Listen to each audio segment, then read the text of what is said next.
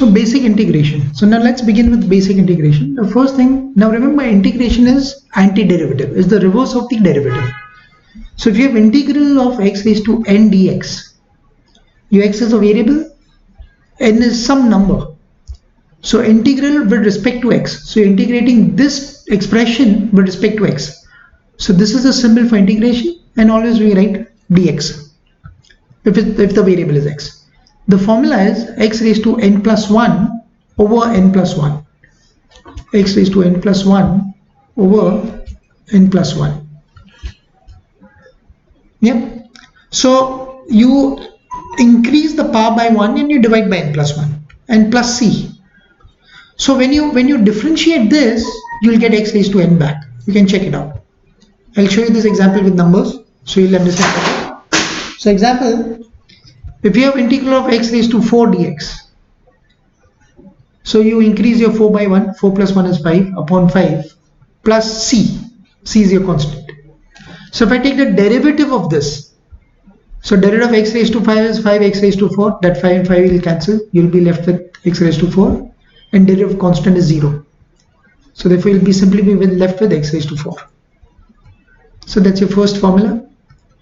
Integral of a constant. So if you have some number, integral of 5, integral of 7, like integral of some constant, is c times constant, is c times x, the constant times x.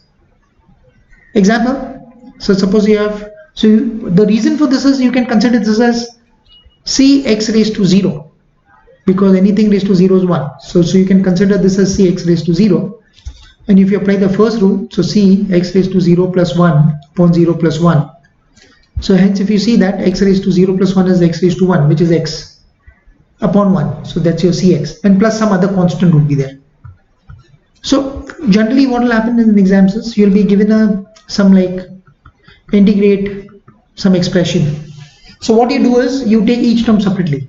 So 3, so x raised to 2. So I'll apply this formula, x raised to n plus 1 over n plus 1. So x raised to 2 plus 1 is 3.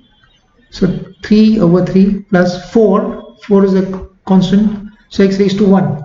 So x raised to 1 plus 1 is 2 upon 2 minus, as I told you, integral of a constant is constant time x. So integral of minus 5 would be minus 5x.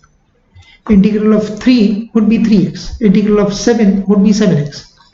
And each of these, you don't have to put the constant separately, you just put one constant, so plus c. We always, when we integrate, we always put plus c, because when you differentiate this, the derivative of constant had become 0. So just for that, so you can reduce the terms. So basically your final answer would be x cubed plus 2x squared minus 5x plus c. In the next set of videos, I'll be showing you how to find the value of c.